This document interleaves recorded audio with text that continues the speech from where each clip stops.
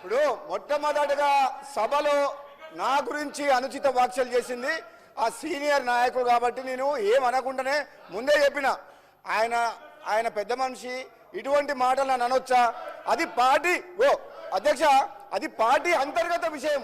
మంత్రులు ఎవరు కావాలి, మంత్రులు ఎవరు కావాలి, ఎవరు చేయాలని పార్టీ అంతర్గత విషయం. అధ్యక్ష, మీరు చెక్ చేయండి రికార్డ్స్. ఒకనాడు హరీష్ రావు గారు బాబు ఒక నిమిషం రంగన్న, ఒకనాడు హరీష్ రావు గారేమో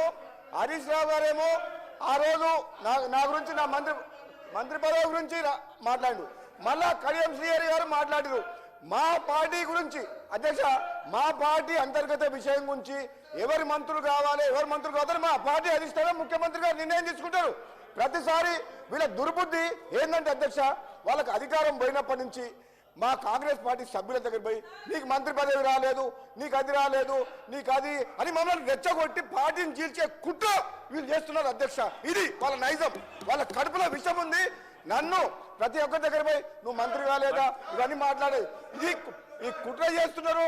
కడియం శ్రీహరి గారు, మీరు నాలాంటి మనిషిని పట్టుకొని అధ్యక్ష, నేను తెలంగాణలో పార్లమెంట్లో తెలంగాణ కోసం కొట్లాడిన మనిషిని, నా పదవిని ఇట్లా గడ్డిపోతలా పడేసి మీకు వ్యతిరేకంగా పోరాటం చేసిన మనిషిని.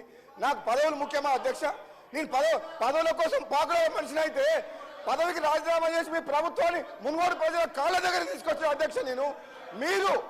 మీరు తాటికొండ రాజే అనే వ్యక్తికి, ఉద్యమకారునికి మిమ్మల్ని నమ్ముకొని టీఆర్ఎస్ బట్లకు వస్తే ఒకసారి మంత్రి పదవి నుంచి తొలగించి అవమానించుండ్రు, ఇంకోసారి టికెట్ ఇవ్వకుండా అవమానించుండ్రు. అది కడియం శ్రీహరి గారి చరిత్ర. అది పచ్చకామర్లకు లోకమంతా అధ్యక్ష, మా ముఖ్యమంత్రి గారు, మా గవర్నమెంట్ కాంగ్రెస్ పార్టీ 100 సార్లు చెప్పిన అధ్యక్ష, 100 సార్లు ఏమని, ఈ 6 గ్యారెంటీల పథకాలు హామీలు విడతల వారీగా మేము అమలు చేస్తాము అని చెప్పినాం.